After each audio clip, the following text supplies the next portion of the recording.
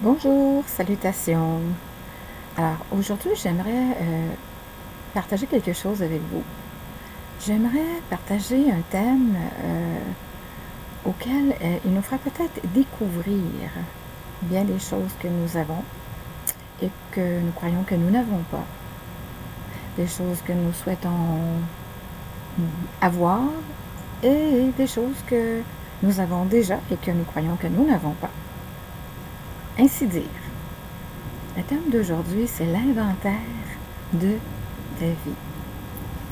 Qu'est-ce que c'est que l'inventaire de ta vie? Je parle ici non de biens matériels, je parle de biens en tant que gratitude. C'est-à-dire, est-ce que c'était déjà arrivé? Sûrement. J'imagine que oui. Tout comme moi, ça m'arrive à l'occasion. D'avoir une remise en question sur, mais qu'est-ce que ma vie? Ouais, qu'est-ce que ma vie? Qu'est-ce que je fais ici? Pourquoi je suis ici? Qu'est-ce que j'ai à faire? C'est quoi ma mission? Oh, mes rêves, j'aimerais tellement voir ci, j'aimerais tellement voir ça. Oh, je pense pas être capable d'avoir ci, je pense pas être capable d'avoir ça. Alors, est-ce que ça t'est déjà arrivé de prendre un moment pour toi, t'installer confortablement, tranquillement, puis de faire l'inventaire de ta vie? Comment on fait? Moi, j'ai procédé de cette façon. C'est un simple exemple que je te donne. Alors, libre à toi de le faire ou pas.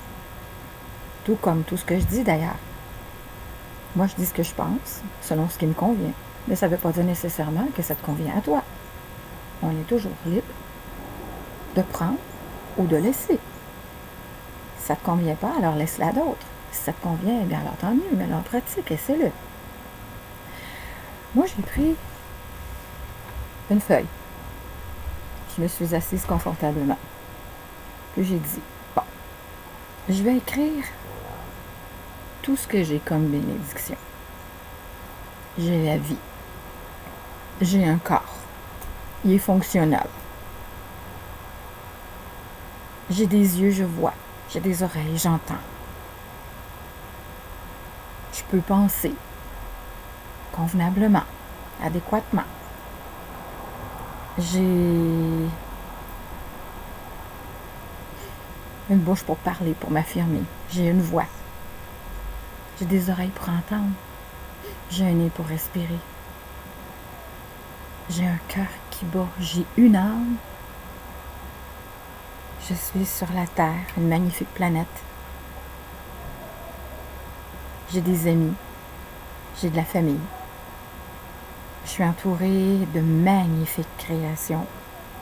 La nature, les animaux.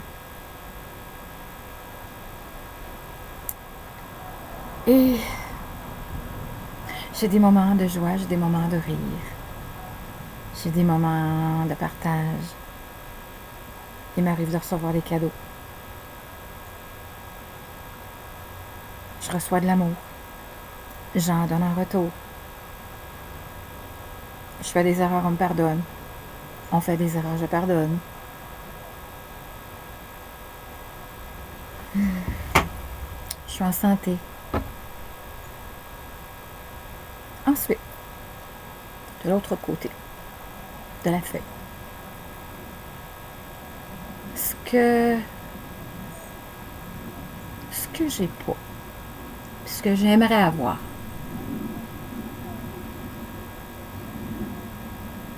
Dans le fond, je m'installe puis je me dis, bon, j'ai pas mal plus de bénédictions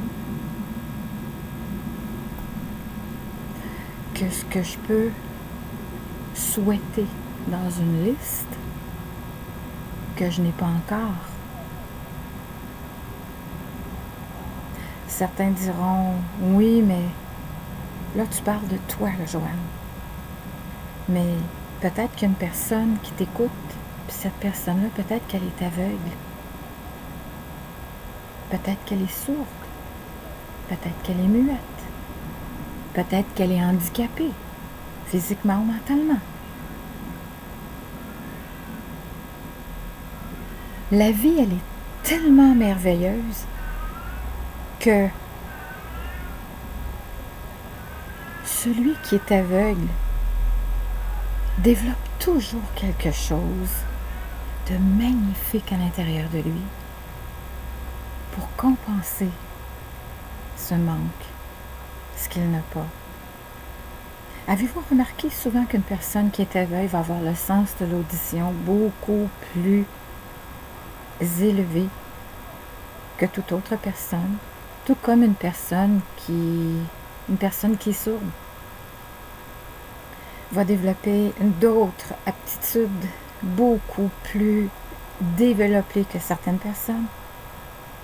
On en a vu des exemples de vidéos où une personne n'a ni bras ni jambes, puis arrive à faire du skateboard, puis arrive à faire plein d'autres activités. Puis il y a encore l'amour pour la vie. Il s'accroche, il y a de l'espoir. Il ne s'appuie-toi pas sur son sort. Il ne s'appuie-toi pas sur ce qu'il n'a pas. Il s'appuie sur ce qu'il a et il apprécie. Souvent, nous nous accrochons trop au manque et nous oublions tellement tout ce que nous possédons. Nous faisons d'un manque une catastrophe, un drame, alors qu'on oublie tellement de rendre grâce pour tout ce que nous avons. La personne qui me dira « Ouais, mais moi, je suis pas en santé, je suis divorcée, j'ai pas de conjoint, je connais pas l'amour, je connais pas le bonheur, j'ai été rejetée, j'ai été violée, j'ai été battue, j'ai connu la méchanceté, je connais la solitude, je connais la pauvreté. » Wow! Tu dois en avoir acquis l'expérience à travers tout ça, toi, hein? Moi, je la vois comme une bénédiction.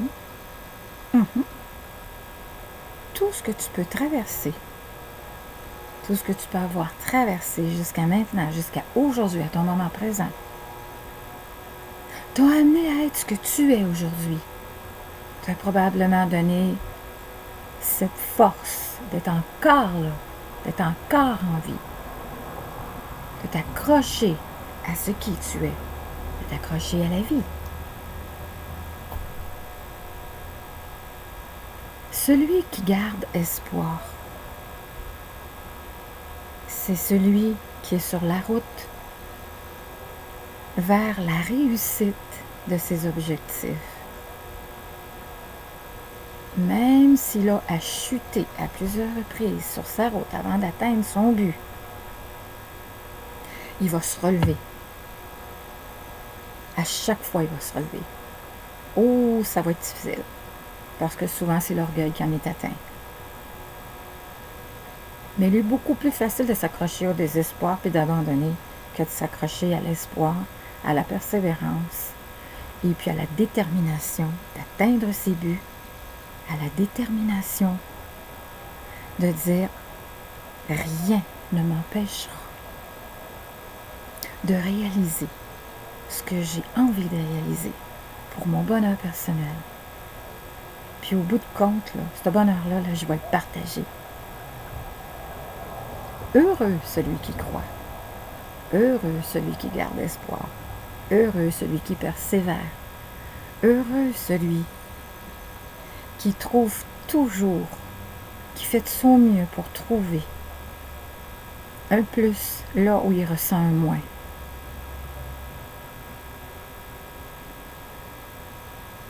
Souvent, quand on a une attitude positive comme celle-ci, cela nous apporte beaucoup de guérison. Nos petits malaises de chaque jour, souvent nous les créons par nous-mêmes, par notre attitude, par nos intentions et par nos pensées. C'est pour ça que souvent on entend dire « nous sommes ce qui nous sommes ». Nous semons ce que nous récoltons. Non, pardon, nous récoltons ce que nous semons. Voyez-vous, je ne suis pas parfaite. Même moi, ça peut arriver de me tromper.